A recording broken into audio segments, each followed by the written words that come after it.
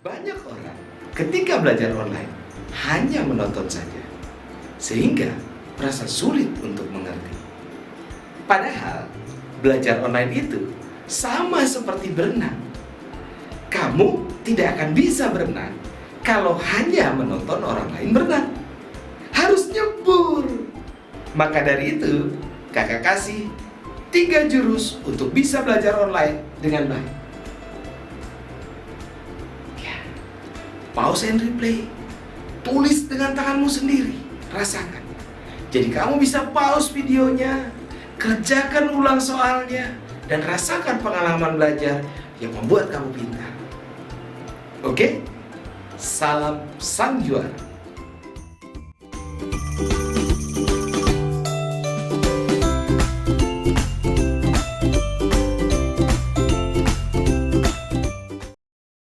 Jika kamu merasa video ini bermanfaat, jangan lupa like and share. Dan satu lagi, subscribe. Subscribe itu gratis. Ingat, subscribe itu gratis. Satu lagi, tekan tombol lonceng supaya kamu jadi orang yang pertama tahu saat Quantum mengeluarkan video terbaru. Oke? Oke, halo semuanya. Apa kabar? Mudah-mudahan sehat-sehat selalu ya. Oke, hari ini kita kembali lagi belajar geografi bersama Katia di materi geografi kelas 11 tentang posisi strategis Indonesia sebagai poros maritim dunia. Apa itu poros maritim dunia? Kita bahas itu hari ini. Nah, materi kita hari ini yang pertama tentang pengertiannya dari poros maritim itu apa. Yang kedua, tentang letak dan luas Indonesia. Yang ketiga, tentang batas-batas dari Indonesia. Dan yang keempat, tentang perkembangan transportasi di Indonesia. Oke, kita lanjut ke materi yang pertama, tentang pengertian dari poros maritim. Oke, poros maritim itu apa? Namanya poros, berarti kan dia itu kan pusat ya. Maritim itu berarti berhubungan dengan pelayaran, dengan jalur transportasi laut, gitu-gitu. Oke, di sini definisinya, poros maritim adalah gagasan strategis yang diwujudkan untuk menjamin konektivitas antar pulau. Oke. Kemudian pengembangan industri perkapalan dan perikanan, perbaikan transportasi laut serta fokus pada keamanan maritim. Jadi di sini kita akan lebih banyak membahas tentang perhubungan dari Indonesia gitu. Jadi apa sih potensi Indonesia dalam segi perhubungan gitu. Oke. Nah, ini ada 5 pilar utama yang menjadikan Indonesia sebagai poros maritim dunia. Ini adalah 5 pilar yang dikemukakan oleh Presiden Jokowi dalam KTT gitu. Oke, yang pertama, pembangunan kembali budaya maritim di Indonesia. Kita tahu kalau Indonesia itu adalah negara kepulauan yang pasti memiliki budaya maritim. Nah, itu pengen digaungkan lagi tuh. Yang kedua, komitmen menjaga dan mengelola sumber daya laut dengan fokus pembangunan kedaulatan pangan laut melalui pengembangan industri perikanan dengan menempatkan nelayan sebagai pilar utama. Itu yang pengen mengembangkan dari segi potensi lautnya. Yang ketiga, komitmen mendorong pengembangan infrastruktur dan konektivitas maritim dengan membangun tol laut, pelabuhan laut, logistik dan industri perkapalan serta pariwisata maritim. Lagi-lagi ngomongin tentang laut dan maritim. Di sini lebih ke infrastrukturnya itu dikembangkan gitu.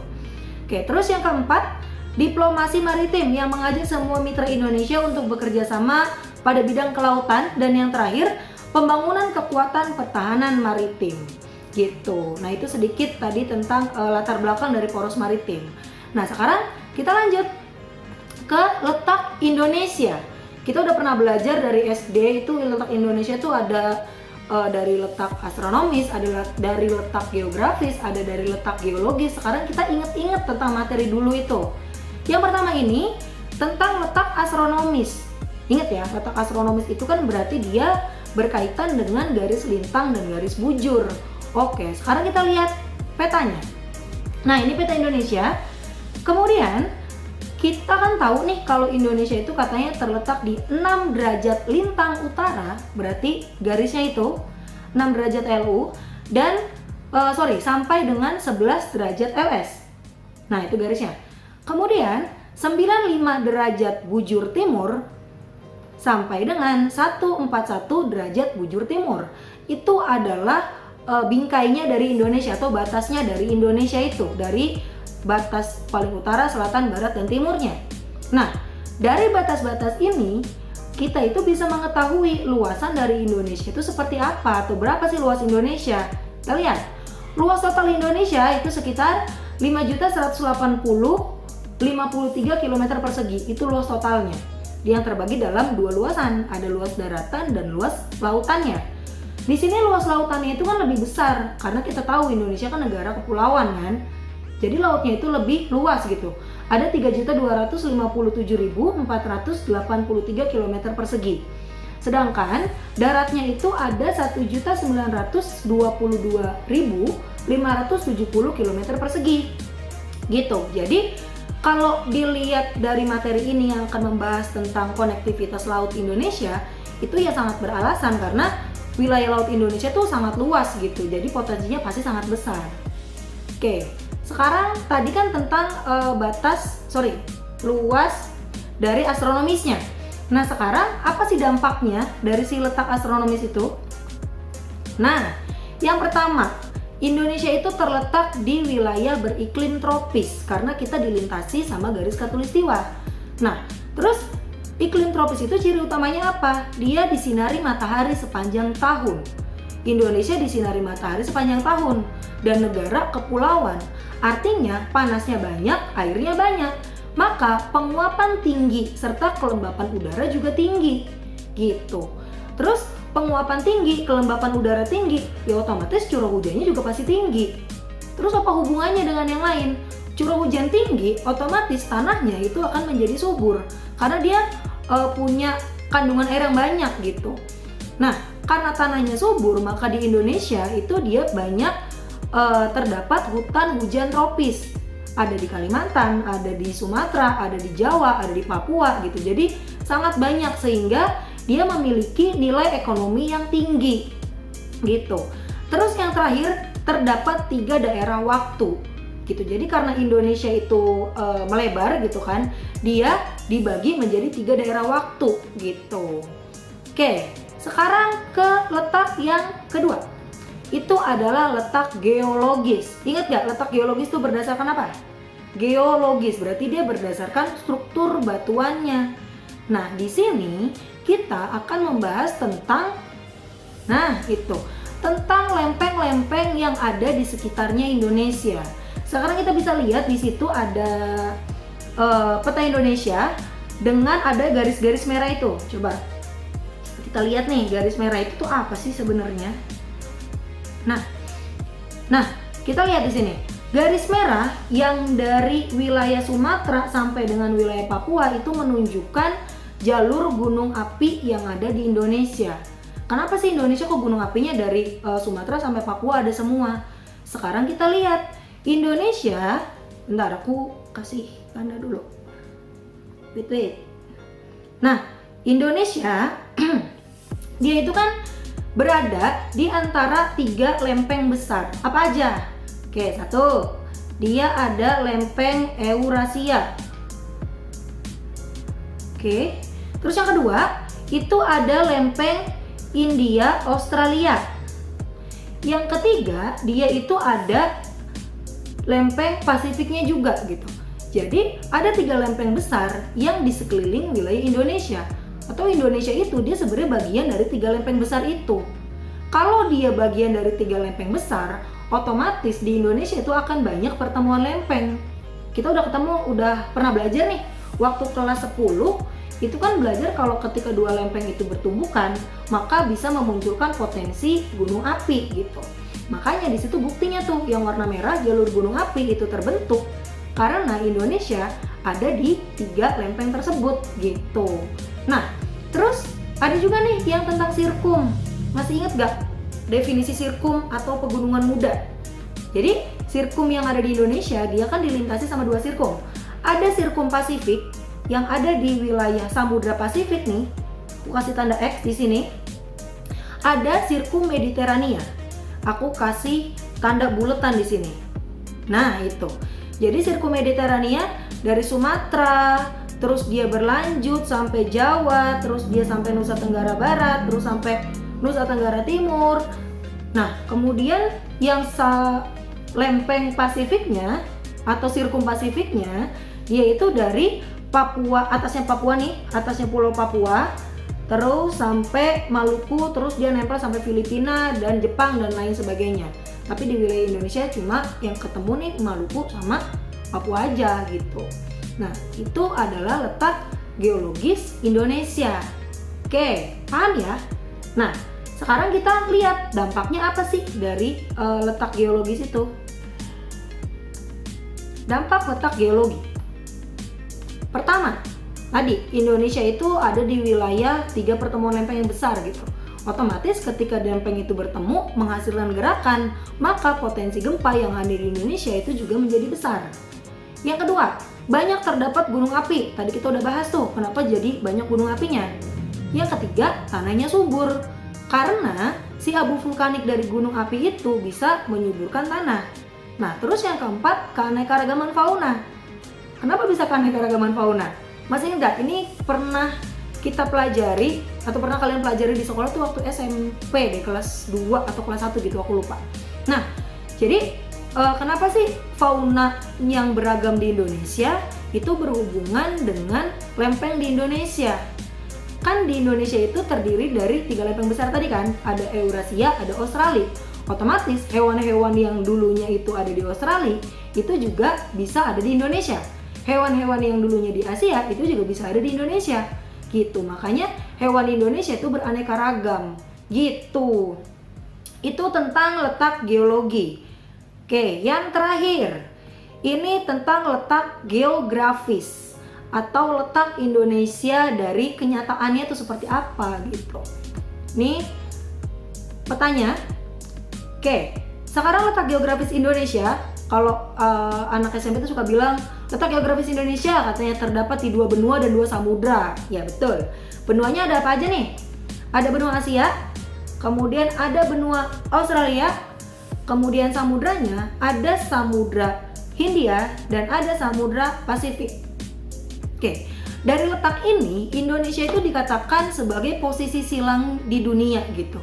Maksudnya posisi silang itu apa? Kita lihat nih, kalau ada orang dari Asia mau ke Australia atau dari Australia mau ke Asia, maka dia harus melewati Indonesia. Kemudian, kalau ada orang dia dari benua Hindia mau nyebrang ke benua Pasifik atau sebaliknya, pasti dia juga lewat Indonesia. Maka di situ terbentuklah persilangan gitu, persilangan dari transportasinya atau jalur pergerakannya gitu. Makanya disebut dengan posisi silang. Oke, dampaknya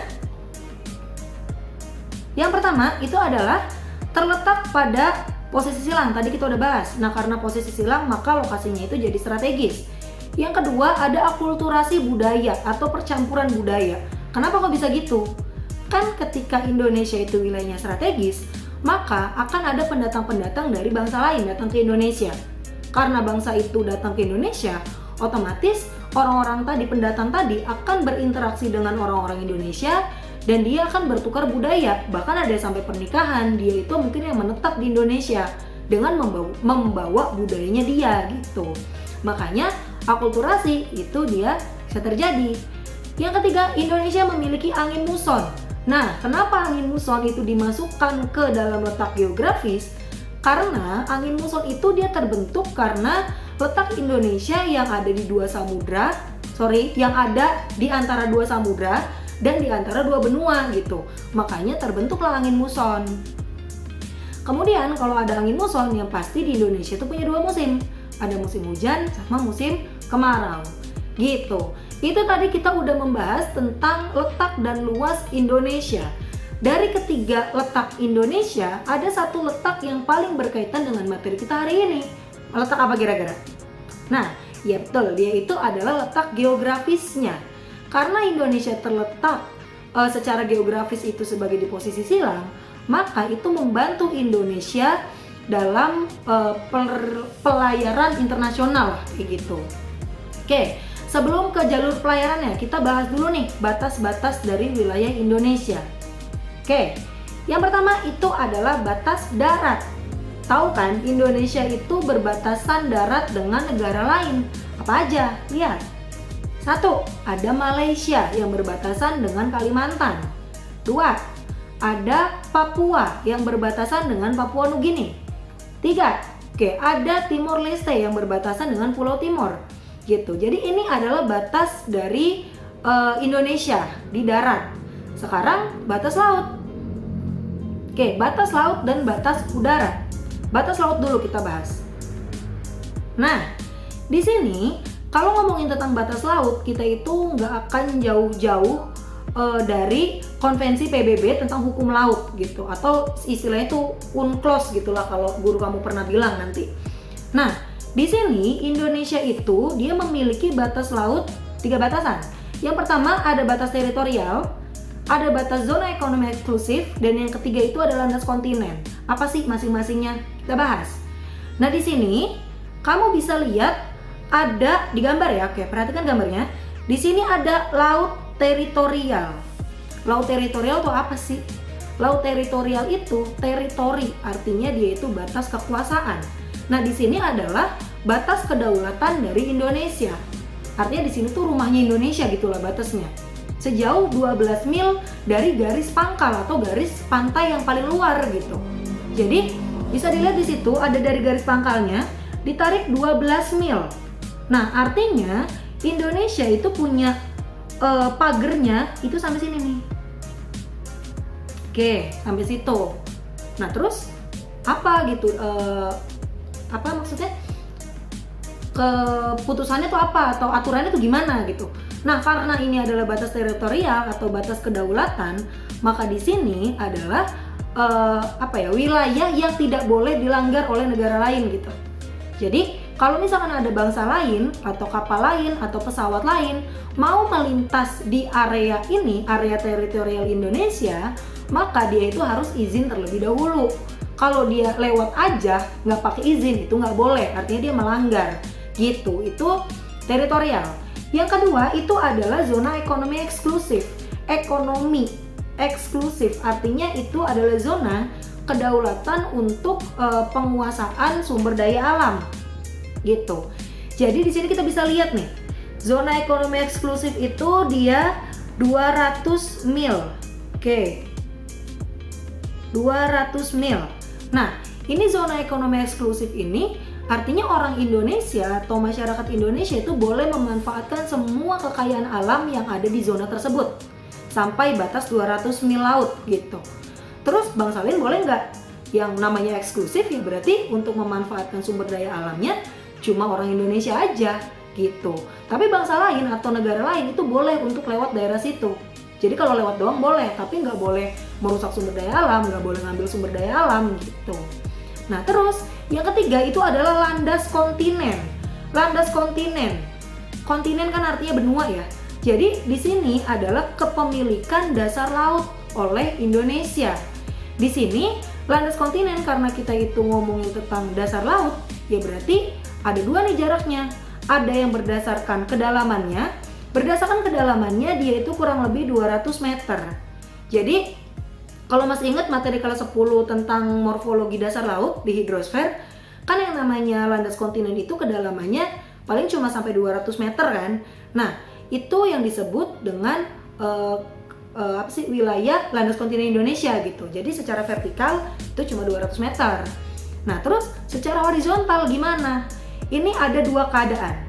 Yang pertama, ketika landas kontinennya itu dia landai. Jadi kalau aku gambarin gini, anggaplah ini dasarnya, dasar lautnya, dia itu landai, dan yang satunya itu dia curam. Oke, sekarang aku kasih warna biru deh sebagai batas kalau itu tuh air gitu. Wih, nah ini air lautnya nih warna biru. Ini juga aku gambar air lautnya warna biru. Oke, kalau misalkan keadaan yang pertama, ini aku tulis A, ini B. Yang pertama atau yang A, kalau dasar lautnya itu dia landai, maka dari dari jarak horizontalnya itu berhimpitan dengan ZEE, artinya dia itu 200 mil gitu. Kalau misalkan dia curam, maka itu kita ambil yang paling ujung sebelum dia itu curam. Artinya wilayah landainya itu masih wilayah Indonesia, sedangkan yang curamnya itu udah bukan gitu. Nah terus nih lihat di sini kan batas yang curam dan landai di sini ya, aku tarik garis ke atas nih. Nah artinya untuk wilayah yang X ini punya Indonesia, yang O-nya itu bukan punya Indonesia gitu. Itu tentang landas kontinen. Oke. Pause dulu, kerjakan dengan tanganmu sendiri, baru lanjut videonya. Kita masuk ke materi yang terakhir. Ini adalah inti materi dari bab ini gitu, tentang jalur transportasi di Indonesia. Oke, tadi di letak geografis kita udah belajar tuh, katanya Indonesia itu adalah wilayah yang strategis gitu. Karena wilayah strategis, maka Indonesia itu ketika ada orang dari Asia mau ke Australia, dia itu akan melewati Indonesia ataupun sebaliknya. Nah, di sini kita bisa lihat ada laut-laut yang pasti dilewati sama pelayaran internasional. Artinya ketika orang-orang dari negara lain itu lewat Indonesia, dia pasti lewat laut ini. Apa aja lautnya? Yang pertama itu ada Laut Natuna. Yang kedua ada Laut Jawa. Yang ketiga ada Laut Flores. Yang keempat ada Laut Sulawesi. Yang kelima ada Laut Maluku. Terus satu lagi Laut Banda. Nah, itu adalah laut-laut yang paling sering dijadikan tempat untuk berlayar gitu, untuk transportasi. Kemudian ada selat-selat yang digunakan untuk pelayaran juga gitu, pelayaran internasional maupun nasional.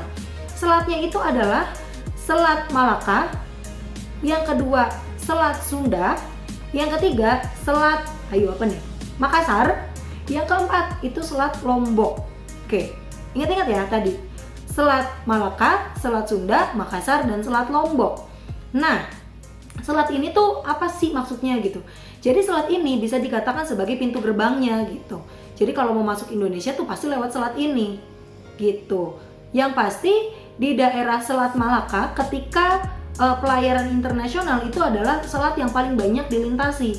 Kenapa? Karena Selat Malaka itu adalah pintu gerbang utama. Jadi kalau misalkan orang dari Asia nih mau ke Arab misalkan lewat Indonesia, pasti dia lewat Selat Malaka gitu. Oke, kemudian karena letak Indonesia yang strategis dan Indonesia itu punya jalur transportasi laut yang menunjang seperti ini, maka dibentuklah yang namanya ALKI atau Alur Laut Kepulauan Indonesia.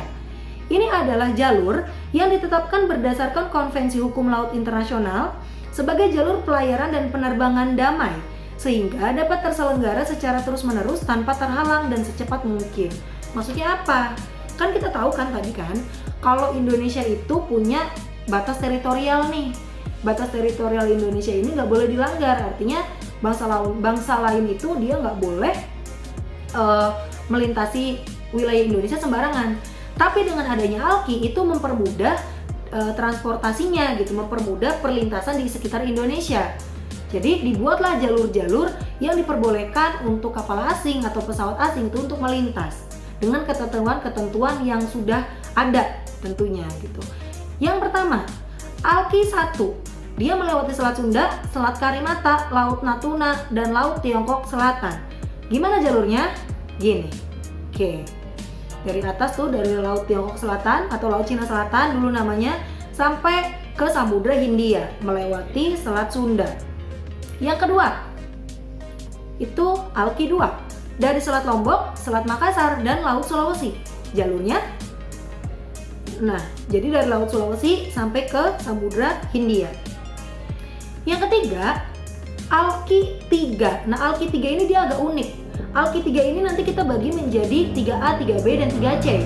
Karena di sini wilayah ALKI 3 itu lumayan luas gitu, jadi kita bagi. ALKI 3A dia lewat Laut Sawu, Selat Ombai, Laut Banda, Laut Seram, Laut Maluku, dan sampai di Samudra Pasifik. Jalurnya gitu. Nah, terus yang kedua itu ALKI 3B. Ada di Laut Timor, kemudian Selat Leti, ke Laut Banda, terus ke Laut Seram, Laut Maluku, sampai di Samudra Pasifik. Jadi dari sini nih, bentar aku kasih pointer. Nah, jadi dari sini dari ujung sini dia masuk ke wilayah Laut Maluku, terus dia masuk ke Laut Banda, tapi nanti dibelokkan. Dibelokannya itu di sini. Nah, gitu. Jadi dia itu setelah Laut Banda masuk ke Laut Seram. Gitu. Terus sekarang Alki 3C. Alki 3C itu dia Laut Arafuru, Laut Banda, Laut Seram, Laut Maluku sampai di Samudra Pasifik. Oke, Alki 3C sama. Tadi dari yang atas, dari yang sini, dari Samudra Pasifik dia sampai ke wilayah Laut Arafuru gitu. Jadi beloknya tadi di Laut Banda dia terpecahnya. Seperti itu. Itu adalah jalur transportasi Indonesia. Nah, di sini kita bisa tahu kalau potensi dari Indonesia itu dia sangat besar. Jadi, apa sih untungnya kalau misalkan Indonesia itu dia punya potensi laut yang sangat besar? Ya tentunya kita bisa meningkatkan perekonomian dari kelautan gitu. Nah, jadi itu adalah materi tentang posisi strategis Indonesia sebagai poros maritim dunia. Nah, gitu materi kita hari ini. Jadi materinya selesai. Jangan lupa kalau misalkan masih ada yang bingung tadi, diulang lagi videonya, terus kalian pelajari baik-baik. Boleh lihat sambil di bukunya atau nanya ke temennya kalau bingung atau ke gurunya gitu, atau bisa komen juga gitu. Oke, cukup sampai sekian dari kakak. Sampai jumpa di video selanjutnya. Salam sang juara. Jika kamu merasa video ini bermanfaat, jangan lupa like and share. Dan satu lagi, subscribe. Subscribe itu gratis. Ingat, subscribe itu gratis. Satu lagi, tekan tombol lonceng supaya kamu jadi orang yang pertama tahu saat Quantum mengeluarkan video terbaru. Oke?